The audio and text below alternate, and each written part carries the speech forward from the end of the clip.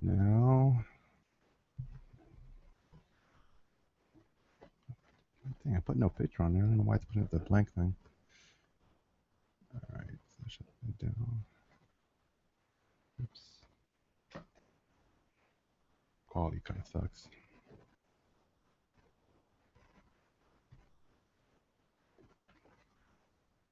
Did you watch the last one? No. It's weird when you're talking because we're just sitting there looking at the screen. Yeah, I just wanted to get a video up there, but yeah, I realized it was kind of weird. So I'm ready. All right, it's the Sini-Gang with El Boogie. And Sterno Supernova. Um, and no gas. Oh, what's his name? Brother Butterfly. Yeah, Brother Butterfly. He changed it like what, a year or two ago? It just still doesn't fit. I mean, it just sounds weird calling a guy Brother Butterfly to me. I don't know.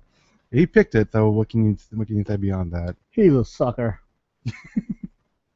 Yeah, he had this whole butterfly thing. If you talk to him, he can go into this whole rant about butterflies.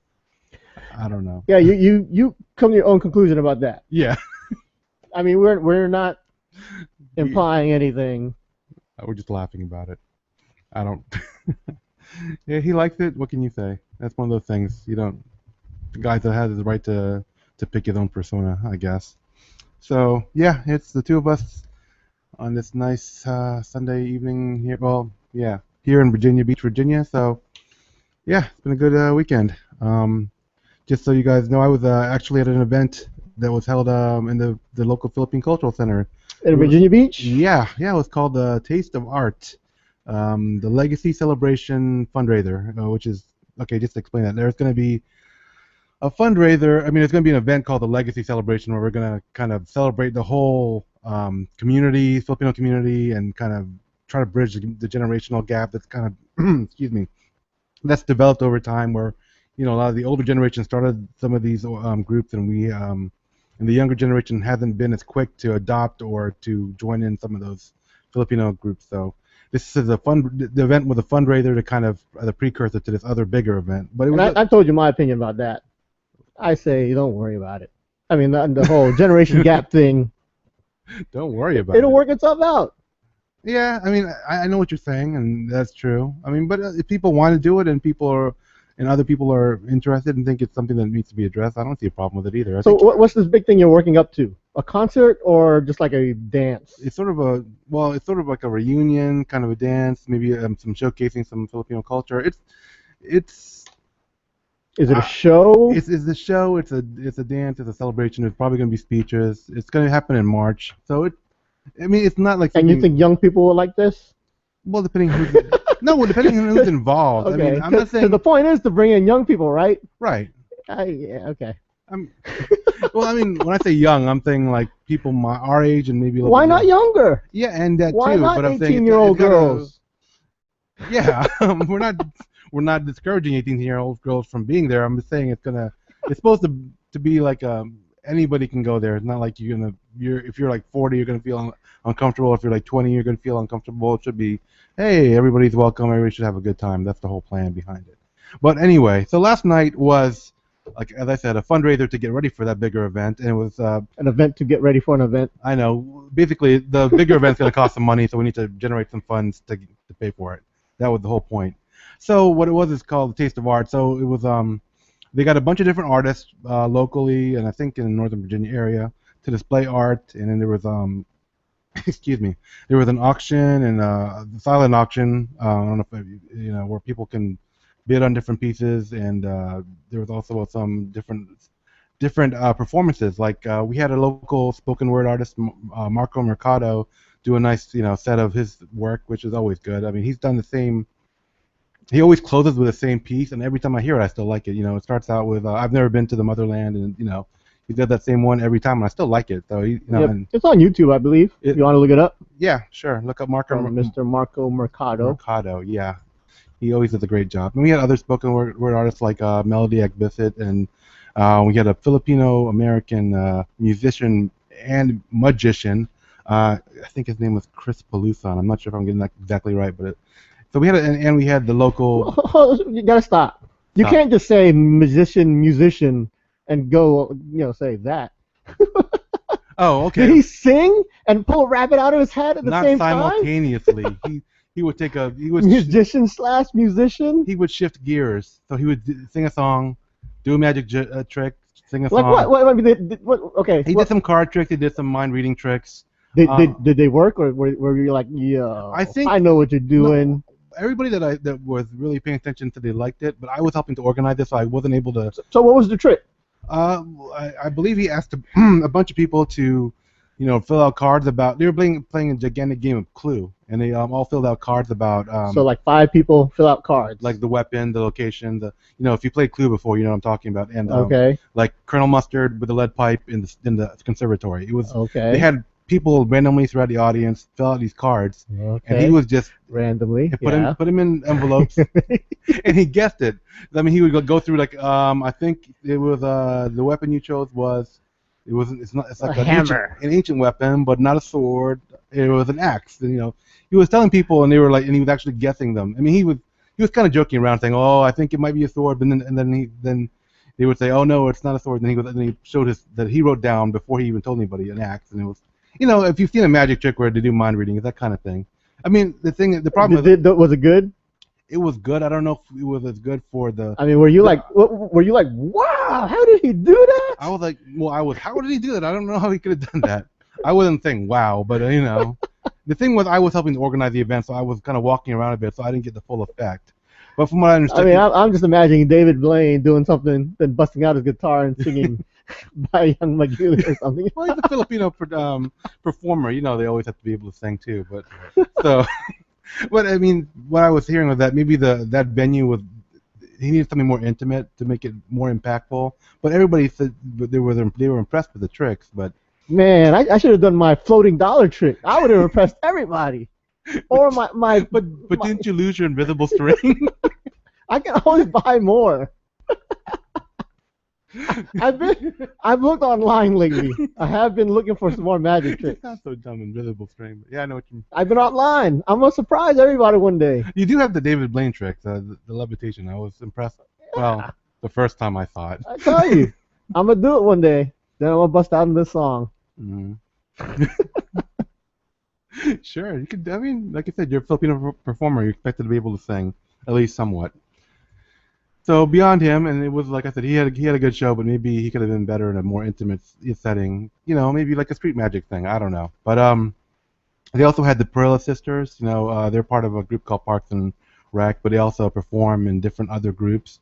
And they actually had the whole Perilla family up there, and they were all singing. So that was pretty impressive. The Perilla sisters, they're like three sisters, right? There's three sisters: Carrie, Siester, and Rena. And they sing gospel. They do R&B, and they actually did yeah, I should have mentioned a little more specific about that. They do R&B. They do this one thing where they mix a little hip hop with spoken word, and they play the guitar through it. It's kind of neat. And then they, like I said, at the end they close with the full family singing a song, which was pretty impressive. And it was kind of it kind of captured the idea of the whole thing, where the intergenerational. Yeah, they're a pretty musical family, starting with the father. Yeah, I forget. Lito, I think. I don't know, but he was. They were recently featured. There was this one dude who works for the local newspaper. I believe he was at this event also. Maybe you didn't know, but he was. Which one are we talking about? His last name's Facuna, Facuna. He recently, the newspaper gave him a piece of the paper every Sunday for 3 months, and every Sunday he would feature a different Filipino theme. He's a photographer, so his pictures would have a theme every Sunday. And one of the Sundays was about the Perilla family. Oh, okay. Which, what's his name? Joseph Facuna or something? I'm not sure, but I don't know. But one week he featured the Perilla family, starting with the father, the daughters, sitting in their living room, and then going out to a party singing. You should check out his work. I mean, he did it for 3 months straight, every Sunday. Yeah, I don't get the paper anymore, but yeah. I don't get the paper either. I look online. Okay. And, but actually, and everyone shared it with each other. Like, hey, look at your pictures. I think you were in a couple of them too. What, pictures or shares? Yeah, in the paper. In this dude's I was in the stuff. I was in the paper again. Yeah, because it was in a lot of you go to a lot of his things. Oh, okay. Well, actually, I was Like, gonna hey, look, say there's Sterno in the background. I was gonna say I just realized that they auctioned off one of his works, his photographs Which one? of the 'Cause family some of the of the the Perla patriarch family. yeah. Okay. It was one of the silent auction items that was up for for people to bid on, and I should remember that. But Yeah, yeah, I like his work. I mean, he works for the newspaper, one thing, so he has access to a lot of resources. Yeah. But he has an eye. Let me just say that. His last name's Fakuna. I wish I could remember his first name, but I like him, Yeah. and I'm glad that he did what he did for the Virginian Pilot newspaper. Or every Sunday he did his Filipino spread. He could have done anything he wanted, but he did it on the Filipino community, which awesome. was cool. Yeah. I believe the Sini-Gang website might have linked. I mean, the Sini-Gang Facebook page might have linked to him one time. If you had seen that, sir, no. Ouch. Yeah, I think I probably did see it in passing. And just another Filipino thing, pass. Okay. But yeah, they're a musical family. Let's just say that. Okay.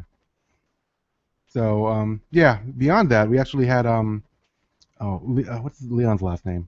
Buen viaje. Leon Buenviaje was our featured chef. He was Leon Buen Viaje is a local chef, and when I say chef, I don't mean guy who works in the kitchen. I mean trained chef, like your Mario Batalis, your Emerald Lagassis. Anthony Bourdain. Anthony Bourdain is not exactly a great chef. I mean, saying it's a name. I'm just saying it. I'm not ranking them. I'm just saying people. Okay.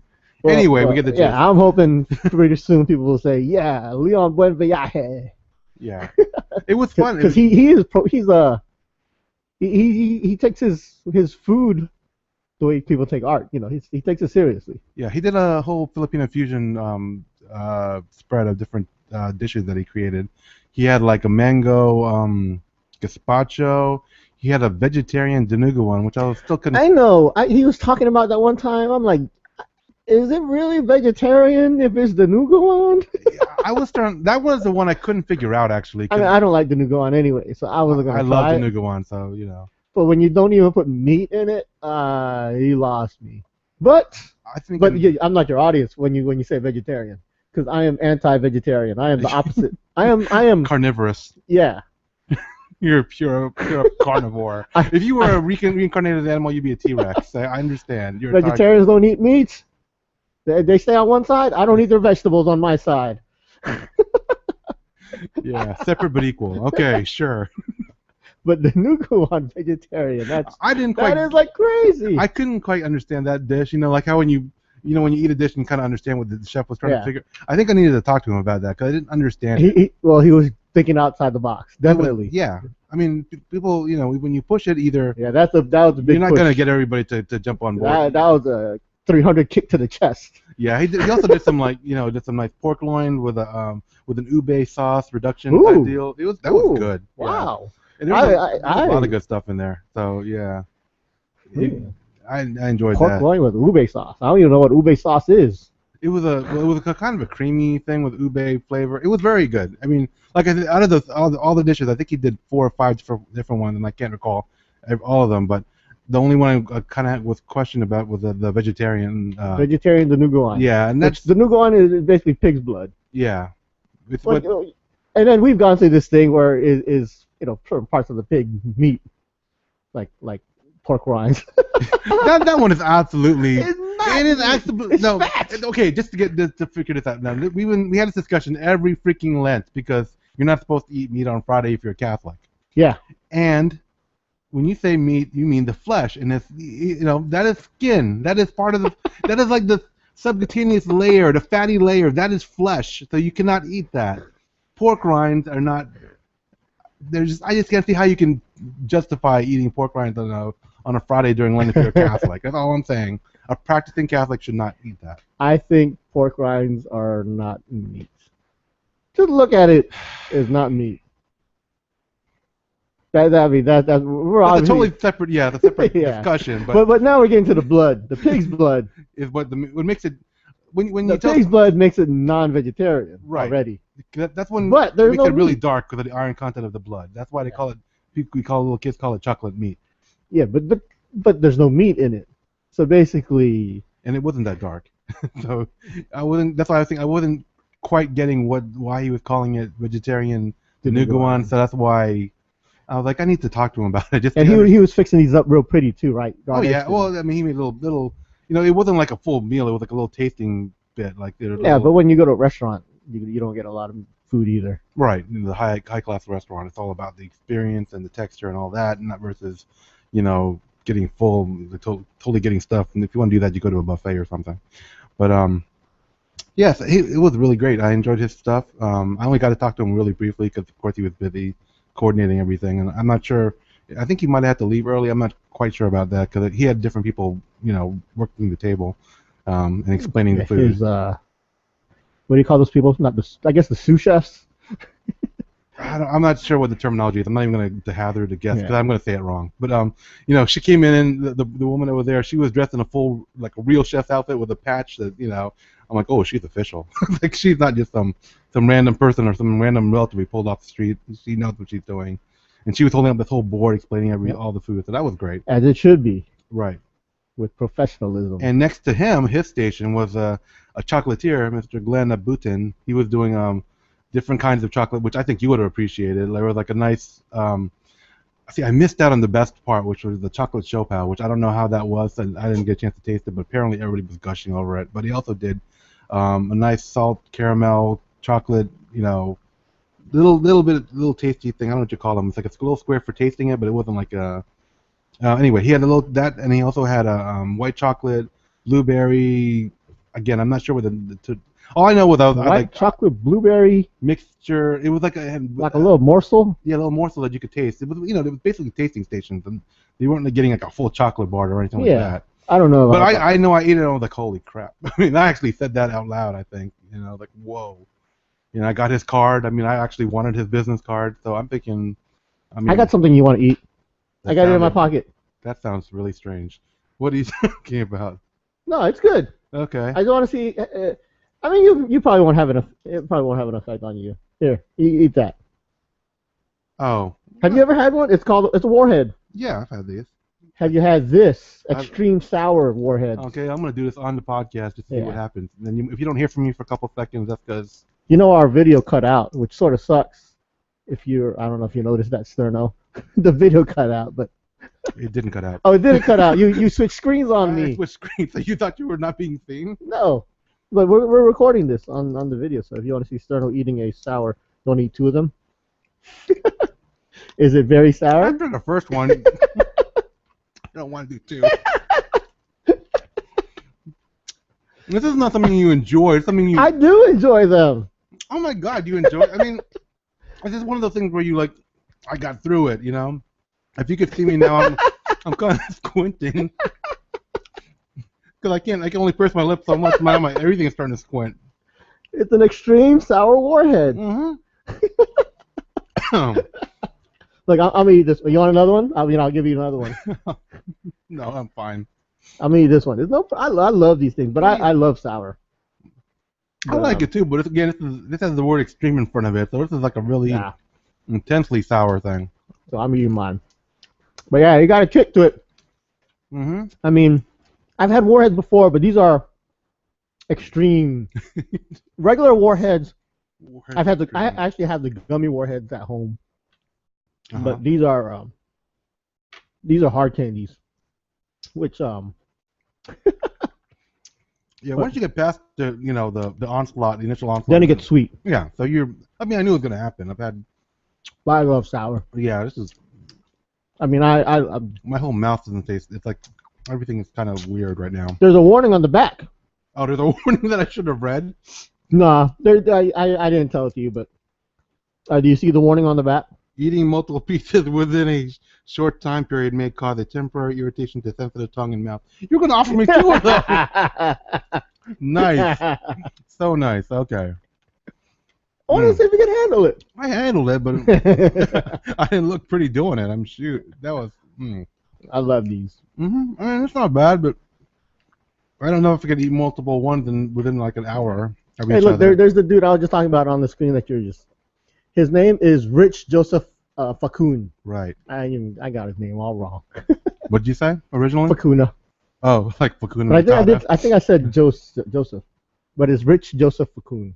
Hmm. So his work's pretty good. Yeah. Oh, also there besides the people I already mentioned, we had our good friend Tim Seginson with he had his video playing and some of his paper cut artwork up there that was pretty cool, and he had one of his pieces up for You should auction. explain what his paper cut artwork is. I'm getting to it. It was basically he takes different sheets of paper and he uses layering effects to he layers them to get a depth to his artwork.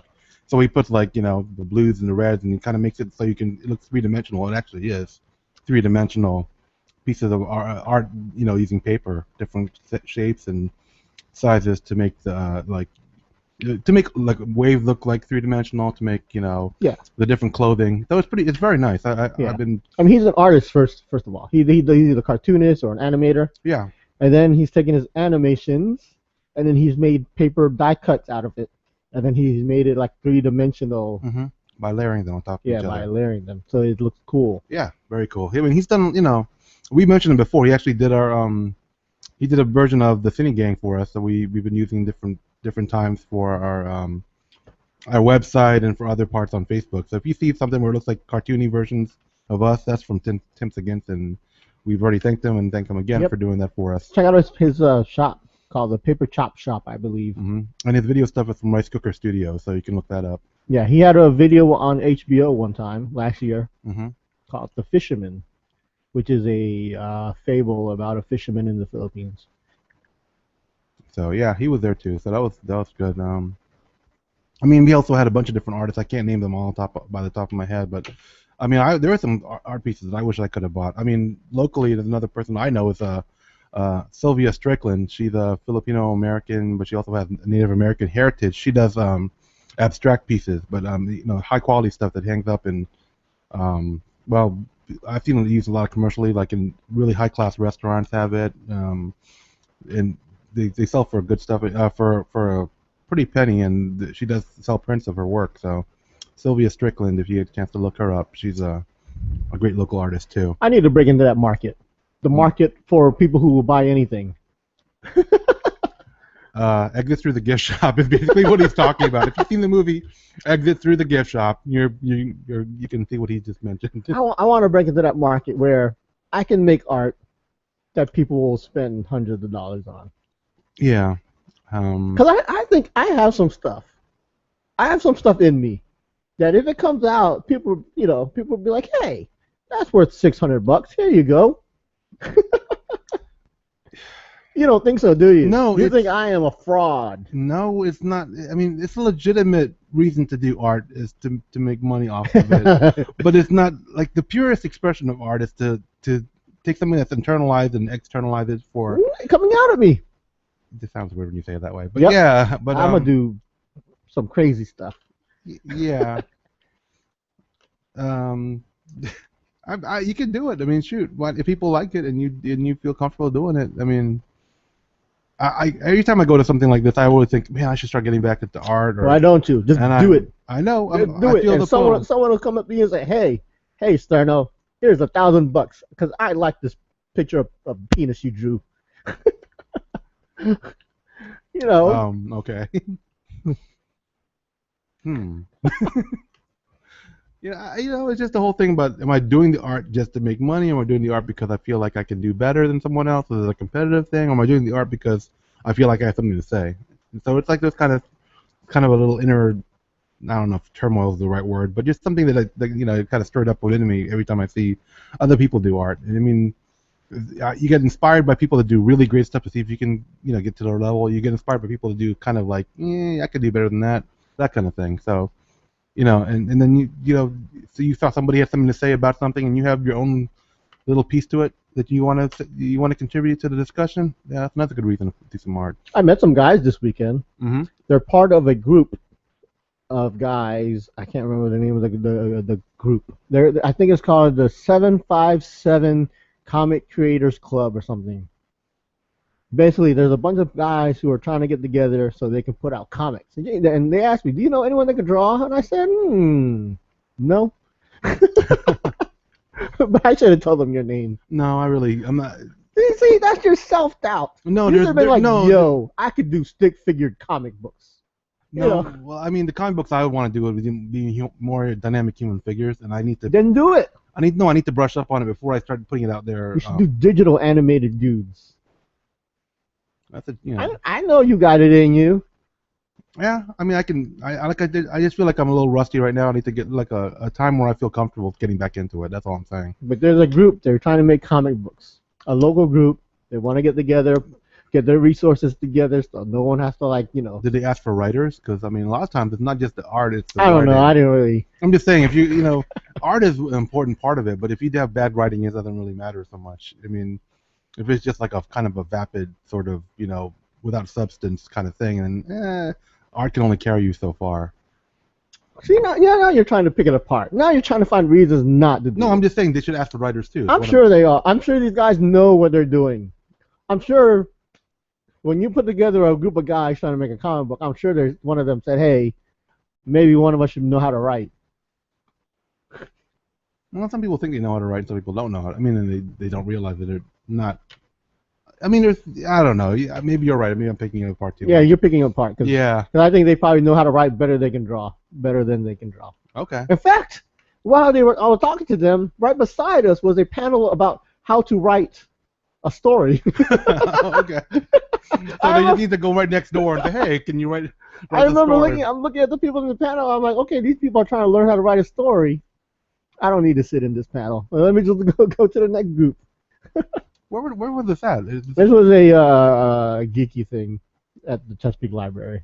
Ah. What was it called? It was called Fantasy. Like fantasy combined with sci-fi. Fantasy. Yeah. Okay. Sounds interesting. Yeah, and basically it was just comic books, fantasy, novels. Yeah, you did mention it to me. Science fiction stuff. If I didn't have to help organize this event yesterday, I probably would have gone to that. That sounds like something right up my alley. Yeah, that's all. It was all you. Dang. It was full of Doctor Who people and Star Trek people. Oh, my people. Oh, man. It was. I missed out. Doctor Who here, Star Trek here, Doctor Who here. But there had to be people in the middle that met because, they overlap. Yeah. They overlap a lot. There was actually a crossover comic book about that. Just so you know. You would have fit right in with these people. I'm just from your description, I know I missed out on my own kind. We actually ran into a guy that actually at this time when I was meeting these 757 comic book guys, I actually ran into a friend of ours. I don't think he listens to the show, so I'll talk about him. So good, yeah. Free reign, carte blanche, Let me talk about him. So, I'll admit, this little event was a geeky thing. Mm-hmm. Not the kind of thing, the thing I like. It's not the kind of thing that I brag about being at and all this. Quick question: you have another one of those? No, that was it. Ah, just the two. You like it now, don't you? Yeah, no. Because after the sour part, it comes sweet and pretty good. Sorry to interrupt. Go ahead. Yeah. So, I just go to these things to to what? Because I enjoy this stuff, but I don't like telling people I enjoy this stuff. So you're a closet geek. Yeah. So I don't like running into people I know at these things. But a friend of ours who is an open geek, I'm still in the closet about this, but he's open about it. He's already flamboyant. Yeah, he's openly geeky. He wears all the shirts. He goes in the pride parades. So he's in a room in a panel at this time, and he sees me walking by. So he comes out of the panel and says, "Hey, Boogie, hey, come over here."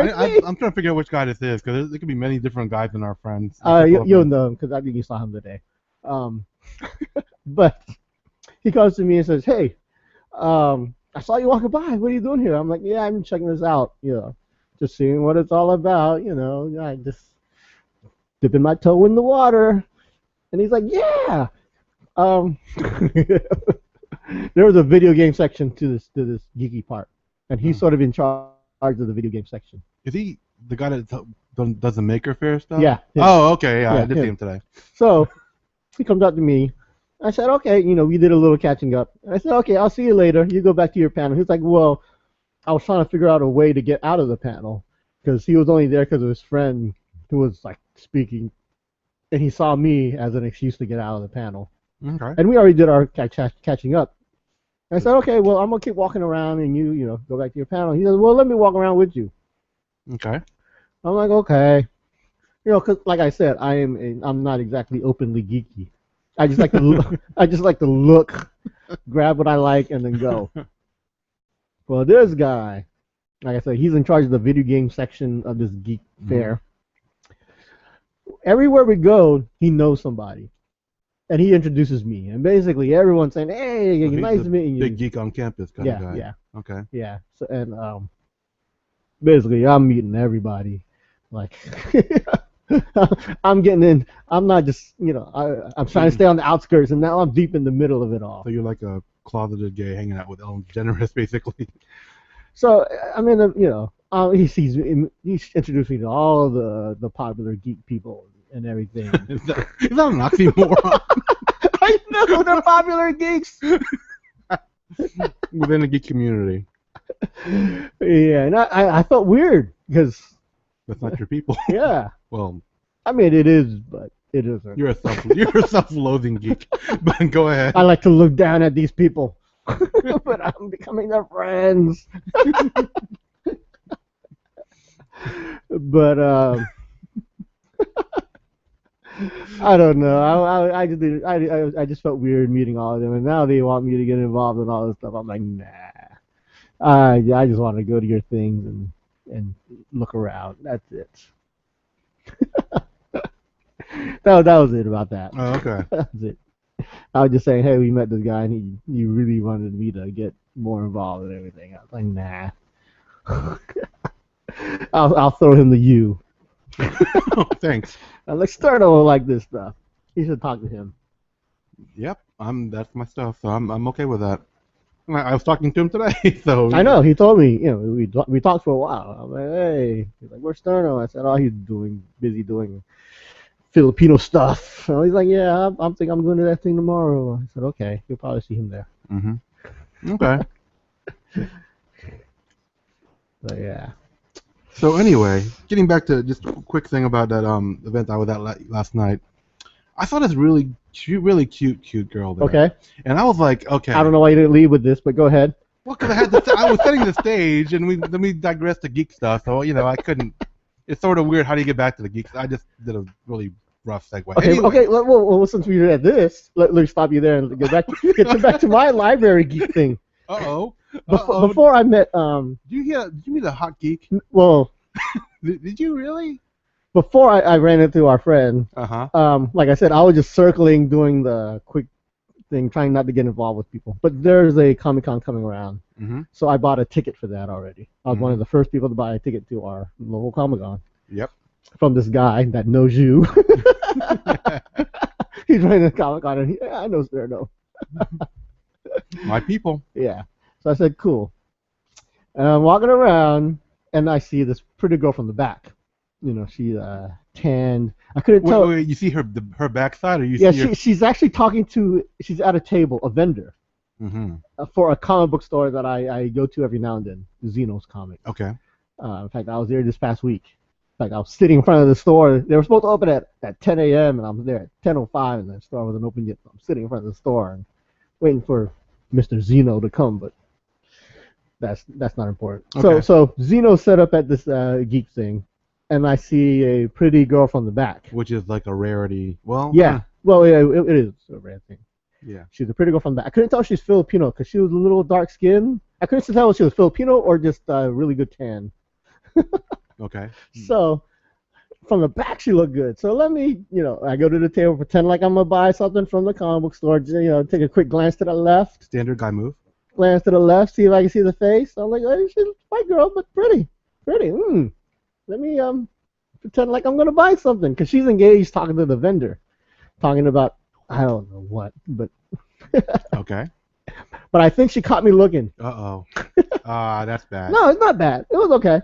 She got me looking, because then it sort of looked like I was interested in the conversation or whatever. Oh, right. I mean, but I wasn't trying to be. I was just checking her out. So, and then all of a sudden I start pretending like I'm looking at the comics on the table again or whatever. And then I forgot what happened. She said goodbye to the vendor, and she turned to me and says, "Hey, are you interested in coming to our Comic-Con thing?" And I said, Yes, I am interested. I know. She got me off guard because she turned to me and started asking, hey, and she's nervous about it too. She has a little She's nervous. nervous. I know. I'm like, You had the opportunities to like, oh, it's okay, just oh 'cause- man, that is a golden opportunity right yeah. there. Well, I said I already bought a ticket. Oh, you suck. You suck so I know, bad. I know. Oh my God. I said, here's my receipt. That is like, I'm afraid of women. I don't want to talk to you. Here's my receipt. Like, here's my receipt. I already bought That is one. that's like a me move. I'm so disappointed in you. Oh my God. It's just like, you don't have to show me the receipt. I believed you. I'm like, okay. Oh my. I'll see you there. I was thinking you were going into this really cool story about how you were like No, suave. no. I wish. Oh man, I'm so disappointed for you. I know, so am I. Oh my God. But she was nervous too because she's trying to promote this event. And I guess she's nervous about going to strangers asking about, trying to promote this event. Man. But her name was Angie. Oh, yeah, yeah. Yeah, she introduced herself to me. Uh-huh. And she gave me her left hand to shake. I was like, What? Okay. left hand handshake. Weird. Was there something wrong with the right hand? No. Okay. I mean, like I said, I was looking at this table pretending to buy comics. I picked the one comic on my right hand, but it's not like I couldn't put the comic down and shake hands with the right. Maybe she was overly sensitive. I think she was nervous also, asking But that's me. really nervous when you put out your left hand for a handshake. Yeah. Okay. It was the closest hand to me. Even still. Okay. She said, I'm Angie, put out her hand. I'm like, How old was Angie, just out of curiosity? You give me an estimate. 20, I would say 20, 28 maybe. Oh, man. Dang. Golden, like I said, golden opportunity, it sounds like. I mean, I wasn't there, but... Yeah, but that's my little story. Now back to you. Oh, okay. So, You said there was hot girl yeah, hot girl. I'm trying to figure out how... I'm not going to... at In case anybody that I know listens to the podcast, I'm trying to disguise it enough while still giving you enough information. So she's at this event that I'm at, and I really think I know her. And I'm like, okay, this is not because I'm not one of those guys that fakes. Hey, don't I know you? I was like, I actually went up to her. Hey, I mean, we got introduced, right? And then later on, I was like, I think we know each other. And so, and I was like, yes, I can actually be a little kind of assertive. And we were talking, and she told me what she does, that she doesn't live in the area. We're having this really good conversation, and I'm like, and then all during the rest of the night, I keep on bumping into the same girl. I'm trying not to be, because I'm thinking I'm bumping into her way too much, because it's like there's a limit to how much interaction you should have without, seeming a little creepy. And I think I kind of unintentionally exceeded that amount. So after a while, I let that die down. So I'm playing it cool. It's not, I'm trying to actually kind of avoiding her for a little bit at this point. And then it dawns on me where I know this girl from. I know her from a party that you and I went to at a friend's house, and I was like, I know her. I came up to her and I was like, I remember where we know each other from, and I was so excited. I was like, you know him and you know her, and she's like, no. And I was like, what? And she's like, no, I don't know them at all. Like, oh crap. I got you mixed up with someone else. But at this point she was smiling and laughing, and I'm like, yeah. So I mean, so write that down. Use it again next time. Well, I know you from this party, even though you don't know. It was a genuine mistake that was a happy. Worked out for you. Yeah, because I mean, we were talking the other night. We were still cool with each other. She gave me the whole genuine. I'm happy to meet. I'm glad to meet you. She laughed at some of my jokes. I'm like, hey, what more can you ask for? The only thing I wish she was kind of local, but still, I can drive up to the Northern Virginia area if I need to. I'm mobile, so there you go. I mean, I had a good time. That probably like capped off the whole evening for me. It would have been like so, but anytime you get to talk to a pretty girl and get her to laugh at some of your jokes, it wasn't even my A game too. I was like, hey. Someone said something about like Facebook, and I'm like, we're talking about putting your coworkers on your Facebook as your Facebook friends, and I was like, oh, you got to be careful about your supervisor. That can be problematic. And she starts going, problematic, and I'm like, that wasn't even I'm like, I'm in there, but anyway. So I'm still slightly smiling today, so that's all I'm saying. Well, good for you. Yeah, mine kind of went out slightly better than yours. Oh man. All right. Let's do a Tagalog word of the day. Okay, this is the part of the podcast where we educate our listeners on the beauty of the Filipino language by sharing a little bit of our, the vocabulary. Neither one of us here are actual native speakers of Tagalog or Filipino. So if we don't get the pronunciation or something aspect of the word exactly right, yeah, feel free to let us know. But again, don't make us feel bad. Just let us know because we're just trying to do our small part for advancing Filipino culture. So, do you have anything, El Boogie? Um, let's go with libro. Libro. Libro. Merong ang libro sa library. Meron ang libro sa library. Ang libro, I don't know. I'm trying not to translate it because you said you got irritated whenever I try to translate it. Yeah. I was trying to give them people context clues. That's what I'm saying. Have you ever taken a language in school? Yeah. Do they ever teach you a word in But you put like a full Tagalog before exactly. They always. I remember in my Spanish class, we were never allowed to speak English. I know. My Spanish class was the same. Exactly. So they teach you a new word, and they have to throw it in a sentence. Even if you don't know what the other words are in the sentence, Okay. that's how you learn another language. Okay. It's not by. That's why I'm stopping myself from doing that now. It only Merong took like ang 9 libro. years. Huh? Merong ang let me see.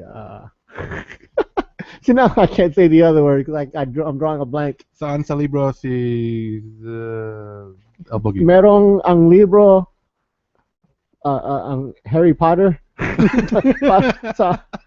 don't know. Sure. But libro means book. Yeah. So let's make libro our Word of the day. Libro. Libro. Yeah. Okay. Anything else you want to mention about your night out at the Taste of Art? No, just like I said, this is a precursor to a bigger event, so I'll probably, talk a little bit more about that in the future, and yeah, just if you get a chance, just look up the people that we mentioned, like the Glenn Abutin, I met him a long time ago. yeah, Leon, Buen Viaje, and some of the other people. So yeah, like the Perilla sisters. Yeah. Rich Joseph Facun. Marco Mercado. So any of those guys, it's worth it. So. I told you this a long time ago. Which part? To have an event with a whole bunch of like artists and famous people in the area and have them display their stuff and people will come and pay money. It's a big undertaking. I told you about this a while ago. I know, but I even sent you a list of names. I know you did. It's not an easy thing to do. I know. That's what stopped. Like I didn't have the right people in place for it. Yeah, well, the people in this thing were totally different from the list of names I sent you. Yeah, I know. But we're actually talking about doing a different one, another one maybe soon. Do it. We'll talk. I'll revisit that list that you gave me. Just so do it. Okay. All right. Make sure you visit our website, www.sini-gang.com. Or email us at thesinigang@gmail.com. Follow us on Twitter at the Sini-Gang. Find us on Facebook on facebook.com/thesinigang. So until next time, it's Sterno Supernova. This is El Boogie, the Elemental One, saying thanks for listening. See you now.